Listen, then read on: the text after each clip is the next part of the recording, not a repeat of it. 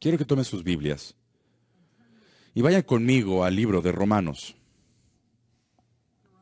Romanos capítulo 1, y mientras que nuestras conferencias se enfoquen en claridad, mi tema es claridad en el Evangelio del Señor Jesucristo. Si te gusta tomar notas, es el título, ¿qué es el Evangelio? Signo de pregunta. Y no puedo pensar en otro mejor lugar al cual ir juntos el día de hoy que esta carta de Pablo al libro de Romanos. Y quisiera comenzar leyendo los primeros 7 versículos, capítulo 1, un texto que todos conocemos y estamos muy familiarizados. Y nuestro enfoque se encontrará al final del capítulo, del versículo 1, cuando Pablo escribe, y recuerden, esto es la palabra inerrante, infalible, suficiente, autoritativa de Dios, la cual es invencible e inmutable. Pablo, siervo de Cristo Jesús, llamado a ser apóstol, apartado para el Evangelio de Dios, que él ya había prometido por medio de sus profetas en las Santas Escrituras, acerca de su Hijo, que nació de la descendencia de David según la carne, y que fue declarado Hijo de Dios con poder, conforme al Espíritu de santidad, por la resurrección de entre los muertos, nuestro Señor Jesucristo, por medio de quien hemos recibido la gracia y apostolado para promover la obediencia de la fe entre todos los gentiles, por amor de su nombre, entre los cuales estáis también vosotros, llamados de Jesucristo. Y a todos los amados de Dios que están en Roma, llamados a ser santos, gracia y a vosotros y paz de parte de Dios, nuestro Padre, y del Señor Jesucristo. Ha sido mi privilegio estos últimos días y décadas haber conocido a R.C. Sproul, del cual recientemente fue a estar con el Señor. Fue un profesor mío, fue el director de mi programa de doctorado en ministerio, y su huella que dejó sobre mi vida tiene gran importancia y sigue siendo muy importante hasta el día de hoy.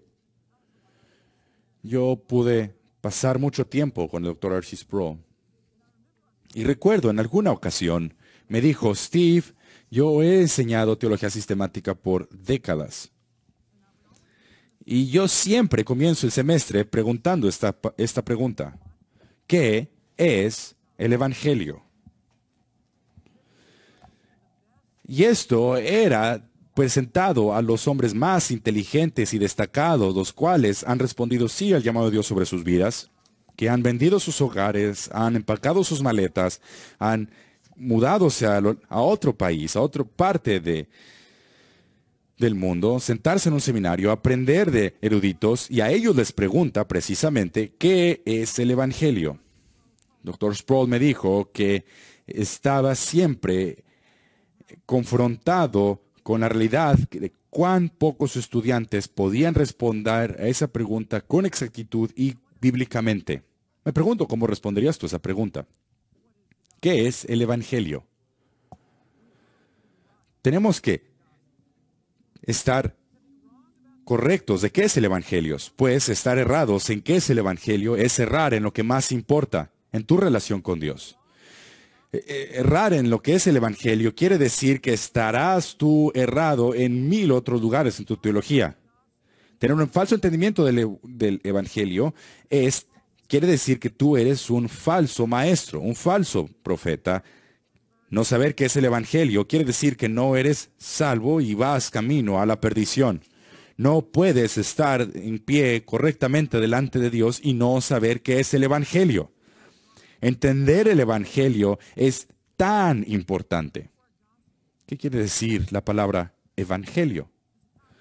Es una palabra en el original, evangelion, y la raíz, ángel, literalmente es un mensajero que contiene un mensaje. Hay un prefijo al principio, eu, lo cual quiere decir bueno, o elogía, algo bueno, una palabra buena. Por lo tanto, cuando tienes eu y la palabra raíz, euangelion, quiere decir las buenas nuevas, buenas noticias, las buenas noticias de salvación que han venido de parte de Dios en la persona de su Hijo Jesucristo, a personas que están bajo la ira de Dios, los cuales necesitan ser librados de la destrucción eterna.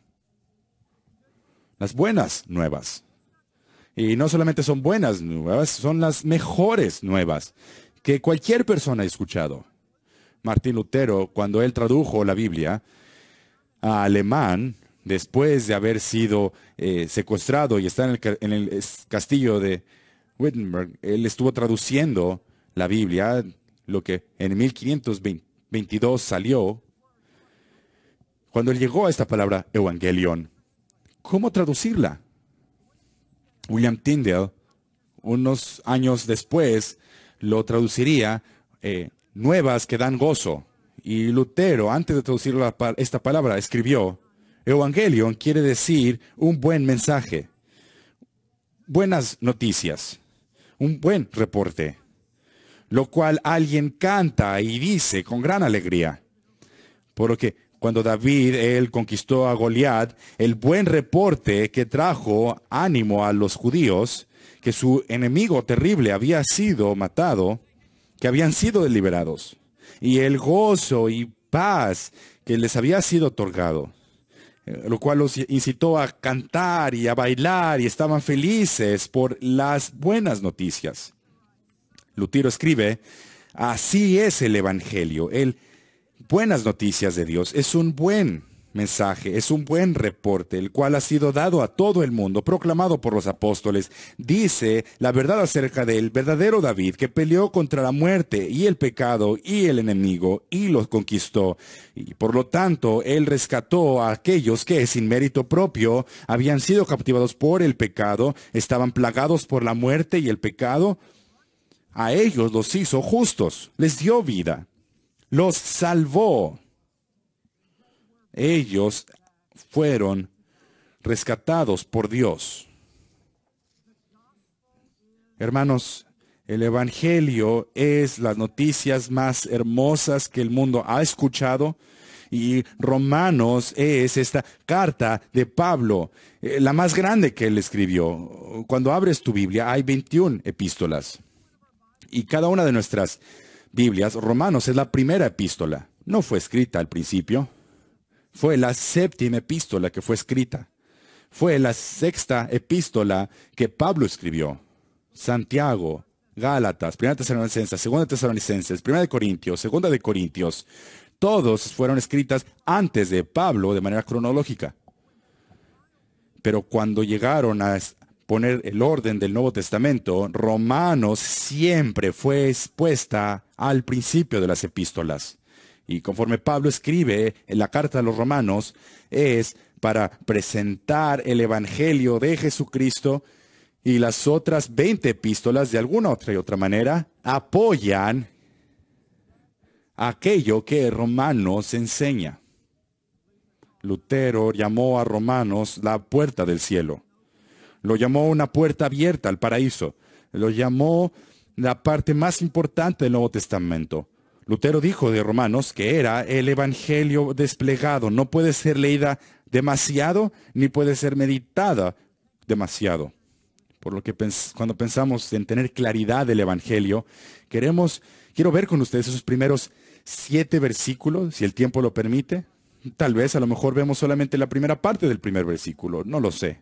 Pero mientras vemos este texto, es como si en este prólogo de introducción, todo el libro de Romanos va a salir de estos primeros 7 versículos.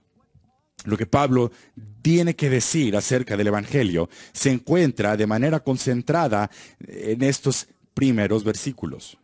Así es que quiero con ustedes, mientras vemos el texto, tener algunos puntos que nos ayudarán a la introductoria. Quiero ver con ustedes el siervo del Evangelio. Y cuando comienza escribiendo, quiere que nosotros sepamos que Pablo no es el autor del mensaje, él simplemente es el mensajero. Por eso es que comienza diciendo, noten Pablo, Detengámonos allí. Él comienza diciendo, Pablo, él es el mensajero que menos probable para presentar el Evangelio. Él antes era un blasfemo, perseguía a la iglesia. Él era un hombre violento, agresivo en contra de la iglesia. Él era el más grande de los pecadores.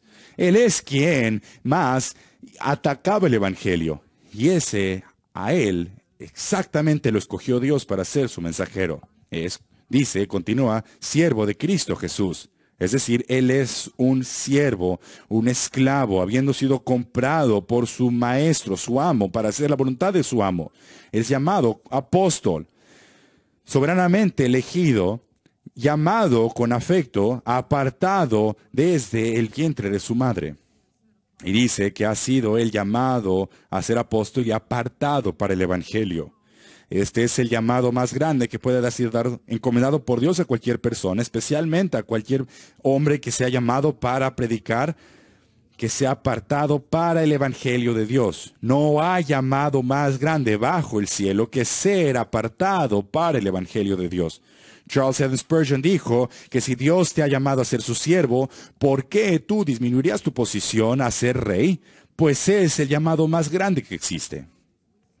Así es que lo vemos allí, que Él es siervo del Evangelio, y esto debe de ser de ánimo para nosotros, porque Dios se deleita en elegir a lo más profundo, a lo más vil, para de allí sacar a sus siervos elegidos. La grandeza del Evangelio no se encuentra en el mensajero, se encuentra en el mensaje. Y Dios se deleita en tomar la persona que nadie se pensaría que sería un mensajero correcto para a través de él dar a conocer su Evangelio. Ahora, número 2, ¿cuál es la raíz, la fuente del Evangelio? Pablo solamente es el mensajero, pero ¿de dónde proviene el Evangelio? Al final del primer versículo leemos las palabras, el Evangelio de Dios. Esto es lo que nosotros diríamos que es un genitivo. Subjuntivo quiere decir que el Evangelio proviene de parte de Dios. El Evangelio trata de Dios, no tenemos ninguna duda de esto, pero lo que esto enfatiza es que el Evangelio ha provenido de lo más alto de los cielos, el Evangelio ha descendido de más allá de este mundo, el Evangelio ha descendido de Dios mismo para el hombre. Dios es la fuente de este Evangelio. Dios es el autor y el arquitecto de este Evangelio. Que este Evangelio no fue diseñado por ninguna denominación. No fue puesta por ningún seminario. No fue elaborada por alguna iglesia. No, este Evangelio proviene de la mente infinita de Dios, y no hay persona aquí que haya jamás podido pensar en un plan de salvación como se encuentra en el Evangelio. Esto es la solución de Dios para el problema del hombre. Esto es Dios actuando y hablando su Evangelio. Si nosotros dividiríamos esta conferencia aquí el día de hoy en diferentes grupos, y si por los próximos 10,000 millones de años nos reuniríamos, ningún grupo aquí pudiese haber elaborado un evangelio de salvación como el que Dios elaboró. ¿Quién más que Dios puede, desde la eternidad pasada, entre Dios el Padre, que enviaría a su Hijo a este mundo para ser el Salvador de una humanidad caída, y que entraría a este mundo por medio de una virgen? ¿Quién más que Dios hubiese podido pensar en el nacimiento virginal? ¿Quién hubiese podido más que Dios planear y elaborar el nacimiento virginal, que hubiese nacido bajo la ley y hubiese cumplido con toda justicia? Y la vida que nosotros no podíamos vivir, Él la vivió en nuestro lugar, y por su obediencia activa a la ley moral de Dios, Él nos ha asegurado justicia delante de Dios. ¿Quién más que Dios pudiese haber pensado en la obediencia activa de Dios? Que Jesús iría a Calvario, que allí sería levantado para morir, y que todos los pecados de todo su pueblo que jamás creerían en el Señor Jesucristo serían transferidos al Señor Jesucristo, y aquel que no conoció pecado se hizo pecado. ¿Quién más que Dios pudiese haber pensado en la muerte sustitutiva de Cristo en la cruz? que Él sería tomado, sepultado, y en el tercer día resucitaría Él mismo de los muertos. Él dijo, yo tengo autoridad para dejar mi vida y yo tengo autoridad para vivir de nuevo. Este mensaje he recibido del Padre. ¿Quién más que Dios pudiese haber diseñado la resurrección? Que ahora ha ascendido al cielo y está sentado a la diestra de Dios Padre. Y el destino de cada persona depende de su relación con el Señor Jesucristo. Solo Dios pudo haber diseñado este evangelio. Es el resultado del genio increíble del Dios Todopoderoso. Pero noten de nuevo, al final del versículo 1, la palabra que está junto al evangelio. Noten el evangelio de Dios. Cada vez que la palabra menciona evangelio, siempre hay un artículo definitivo que lo precede.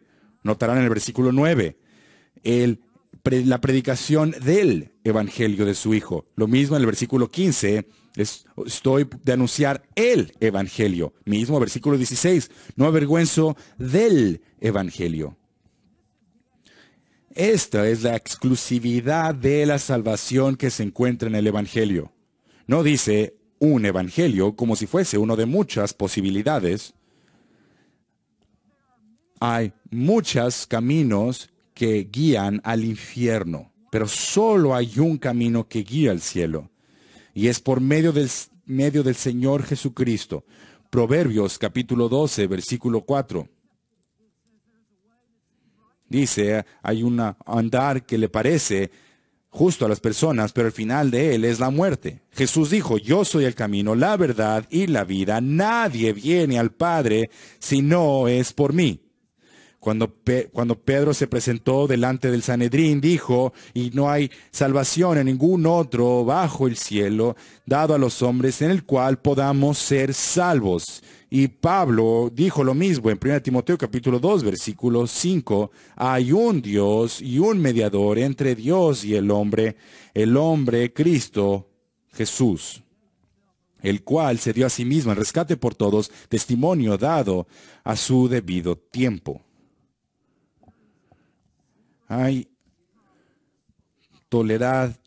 No hay tolerancia para aquella persona el cual cambia el evangelio. No puedes añadirle nada, no puedes quitarle nada. Y en el último día, cada uno de nosotros tendremos que dar unas cuentas de nosotros mismos, de aquel que nos ha llamado al ministerio, que hemos predicado el evangelio más puro que nosotros pudiésemos predicar. Esta es la fuente del evangelio, es el evangelio de Dios, es la solución de Dios para nuestro dilema. ¿Y cuál es nuestro dilema? ¿Cómo es que nosotros, Dios santo, y nosotros, pecadores, pueden juntarse? ¿Cómo es que una persona pecadora, que no es santa, puede hacerse hecha correcta delante de Dios, que es santo? Y es por medio del evangelio del Señor Jesucristo. Esto nos guía, número 3, a la estabilidad del evangelio. Noten el versículo 2. Quiere que sepamos que este no es un nuevo mensaje. No ha sido inventado recientemente. No es un mensaje contemporáneo reciente. Este es un mensaje antiguo. Por eso dice en el versículo 2 que Él, y noten que Él ya nos está refiriendo acerca del evangelio de Dios, que Él ya había prometido por medio de sus profetas en el tiempo del Antiguo Testamento, en los tiempos antiguos. Dios había prometido, proclamado el evangelio. ¿Cómo lo hizo? Dice, versículo 2, por medio de sus profetas. Y había hubo una larga lista de profetas a lo largo de las décadas, a lo largo del Antiguo Testamento, que proclamaban y declararon este evangelio.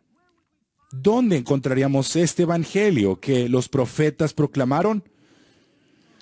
En toda la escritura, las santas escrituras, versículo 2. Esta escritura, grafes, escritos, y estos escritos del Antiguo Testamento se refieren a todo el Antiguo Testamento, en palabras que tienen sentido, las cuales tienen un objetivo lógico y específico. Palabras que pueden ser estudiadas, palabras que pueden ser analizadas, palabras que pueden ser vistas e interpretadas, no por medio de sentimientos ambiguos. Nada de aquello nos ha sido dada en el Antiguo Testamento. El Evangelio fue anunciado a Adán y a Eva. Fue creído por Abraham. Fue registrado por Moisés. Fue presentado en el sistema levítico. Fue amado por David y fue predicho por Isaías. Fue anunciado por Ezequiel. Y lo que nosotros vemos en el versículo 2 es que el Evangelio que fue proclamado en el Nuevo Testamento es el mismo Evangelio que fue prometido en el Antiguo Testamento. De nuevo, afirmando que solamente hay un medio de salvación. No hubo una manera en el Antiguo Testamento para ser salvo y luego otra distinta en el Nuevo Testamento, pues eso crearía dos evangelios. No hay una manera que el judío es salvo y ahora una nueva para los gentiles. Eso querría decir que tendríamos dos evangelios. Pero no, el evangelio que fue proclamado en el Antiguo Testamento es exactamente el mismo que es proclamado en el Nuevo Testamento. Cada vez que cualquier persona, en cualquier momento, en cualquier lugar, es justificado delante de Dios, es justificado por medio del mismo evangelio, por gracia, por medio de la fe en Cristo. Y no hay otro evangelio. Y las personas en el Antiguo Testamento eran salvos por medio de ver hacia el futuro, la primera venida del Mesías, al igual que nosotros somos salvos al ver a su primera venida en el pasado y todos nos juntamos en la cruz, poniendo nuestra fe en el Señor Jesucristo. Toda la Biblia, todo el mensaje de la Biblia, trata con Cristo. En el Antiguo Testamento decía que vendría, los 4 evangelios dicen, está aquí, el libro de Hechos lo proclama, en las epístolas lo explican, el libro de Apocalipsis dice que volverá y todo apunta al Señor Jesucristo. Todo el evangelio se basa en todos los escritos del Antiguo Testamento acerca de aquel que vendría.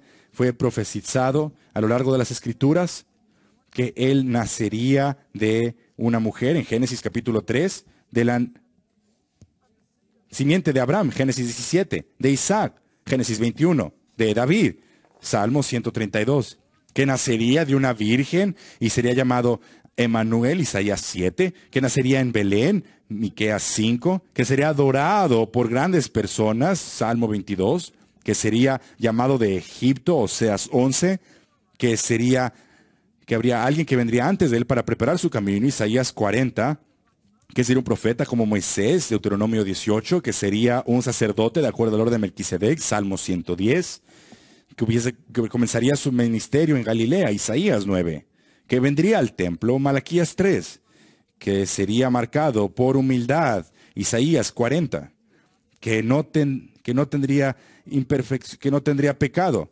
que vendría de parte de Dios, Isaías 69, que daría mensajes y milagros y predicaría parábolas, Isaías 78, y haría milagros, Isaías 35, y que él predicaría, Salmo 22, Salmo 69, que sería rechazado por sus hermanos, que sería una piedra de tropiezo, Isaías, que sería él rechazado, Salmo 118, por los judíos, que sería él traicionado en Salmo 41, que sería él traicionado por sus propios discípulos, por 30 piezas de plata en Zacarías capítulo 11, y que serían dados su dinero por su traición en Zacarías también 11, que también sufriría en Isaías 53, que sería paciente y sufriría en Isaías 53, que sería bofeteado en Miqueas capítulo 5, que sería él maltratado fuertemente, Isaías 53, que él sería clavado en sus manos y sus pies, Salmo 22, que sería él abandonado por Dios, Salmo 22, que sería ofrecido vinagre y vino, Salmo 69, que estaría sin ropa y desnudo en Salmo 22, que sería nombrado entre los transgresores, y aún así Él suplicaría por sus asesinos en el Salmo 53, que nunca se quebraría uno de sus huesos en el Salmo 34, que sería Él traspasado en Zacarías 12, y Él sería puesto a muerte con aquellos que son pecadores en el Salmo 53, y aún así no continuaría en la muerte, sino resucitaría en el Salmo 16. Todo este evangelio, que vendría y traería salvación a su pueblo, se basa en un terreno presentado por el Antiguo Testamento. La probabilidad matemática de que todas estas profecías serían completadas en un solo hombre es tan astronómico que ha sido dicho que si tú tuvieras el estado de Texas, desde el punto norte hasta el punto sur de todo el estado de Texas, y lo llenes lleno de billetes de $1 hasta tan alto, hasta los hombros, y tú volases con un helicóptero y vieras todos el estado de Texas con billetes de $1, tantos billetes, está dicho que matemáticamente un solo dólar de todos esos que se pertenecen que podrías ver allí, esa es la probabilidad de que todas las profecías se cumpliesen en un solo hombre. Que todas las profecías se cumpliesen en un solo hombre es como encontrar un billete con un helicóptero en todo el estado de Texas. Hermanos, todas las profecías del Antiguo Testamento se cumplen en Cristo, y esto es lo que le da validez y poder al Evangelio. Esto nos guía al versículo 3. ¿Cuál es el sujeto del Evangelio? Llegamos aquí al corazón del Evangelio. Porque comenzando en el versículo 3 hasta la primera parte del versículo 5, vemos la persona del Señor Jesucristo. Que el Evangelio se trata acerca de una persona.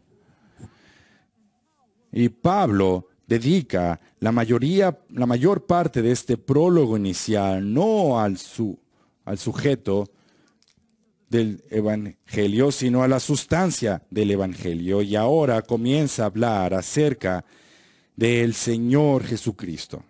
En el versículo 3 vemos aquí uno de estos versículos hermosos que la deidad de Cristo y la humanidad de Cristo se reúnen en una sola persona. Y Mike Riccardi estará hablando acerca de eso en su mensaje en la próxima sesión.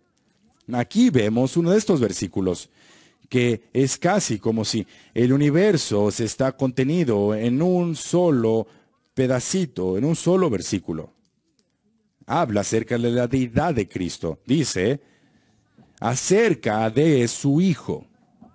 Que, noten, el Evangelio trata acerca de su Hijo. No trata acerca de cualquier otra persona o cualquier otra circunstancia. Trata acerca de Cristo. Él es la sustancia y el objeto del Evangelio. Él es el alfa y el omega del Evangelio. Él es el primero y el último del Evangelio. Si tú quieres predicar el Evangelio, tú debes de correr a hablar acerca de Cristo y predicar a Cristo y a Él crucificado. Por eso es que dice, acerca de su Hijo. Esta es una oración que habla acerca de la deidad de Cristo, que Él es el Hijo de Dios, que Él es coigual al Padre y Dios el Espíritu Santo, que Él es la segunda persona de la Trinidad, de la misma esencia del Padre y del Espíritu. Colosenses capítulo 2, versículo 9, toda la plenitud de la deidad habita corporalmente en Él. Juan capítulo 1, versículo 1, en el principio era el Verbo, y el Verbo era con Dios, y el Verbo era Dios. Isaías capítulo 9, versículo 6. Será llamado un hijo, y será llamado su nombre admirable, consejero, Dios fuerte, Padre eterno. Aquí vemos la deidad de Cristo. Pero luego, continuamos leyendo en el versículo 3, que nació el Hijo de Dios, nació, entró a la raza humana, se tomó forma de hombre. Aquí vemos el nacimiento virginal, el cual Él nació no solo como cualquier persona, sino que Él descendió como descendiente de David, de acuerdo a la carne. Él vino de acuerdo a la línea mesiánica. Él es el Hijo de Dios de toda eternidad y es el Hijo de David. Y al entrar a la raza humana, Cristo tuvo que convertirse en un hombre en el Evangelio de Dios. ¿Por qué es que Cristo tuvo que convertirse en un hombre? Bueno, porque nosotros no podemos levantarnos a nosotros mismos a las alturas del cielo para escalar a el trono celestial. Toda nuestra justicia es como trapos de inmundicia. Dios tiene que dejar el cielo y venir hasta lo más profundo, aquí con nosotros, entrar a este mundo lleno de pecado y de tentación, de tal manera que pudiese entonces a nosotros elevarnos y llevarnos al cielo. Tenía que nacer de una virgen, para que entonces nosotros pudiésemos nacer de nuevo. Tenía que ser el Hijo del Hombre, para que entonces nosotros pudiésemos ser hijos de Dios. Él tenía que venir a nosotros para entonces elevarnos a nosotros al cielo. Pero más allá de eso, Él tenía que ser un hombre, porque la paga del pecado es muerte. Y Dios no puede morir. Dios es inmortal, desde la eternidad pasada hasta la eternidad futura. Para que Jesús pudiese morir como nuestro Salvador, Él debe de tomar la forma de humanos para sufrir con la culpabilidad de la ley, que es muerte. Por eso es que Dios tuvo que ser hijo de David, para entonces poder morir en nuestro lugar y poder ser el sacrificio único por nuestros pecados. Pero más allá de eso, para ser nuestro mediador, un mediador es alguien que separa en medio de dos personas, las cuales tienen un desacuerdo, un grupo con otro grupo, entre dos grupos de personas que no encuentran reconciliación. Un mediador lo que hace es que separa en medio y tiene que tener interés en ambos lados. Por eso es que Él tenía que ser Dios completamente para ser Dios mismo, pero también tenía que ser completamente hombre para representar a los hombres delante de Dios. Y solamente hay alguien que pudiese ser un mediador, y ese es el Señor Jesucristo. Ningún ángel puede mediar entre Dios y el hombre. Ningún profeta puede mediar entre Dios y los hombres. Ninguna persona buena o justa puede conectar a ambos. Solamente Jesucristo, siendo Él completamente Dios y completamente, verdaderamente hombre, puede estar en medio como mediador. Ese es el Evangelio de Cristo. ¿Y qué es lo que Él hizo como nuestro mediador? Cuando Él se puso allí en pie como mediador, noten lo que hizo.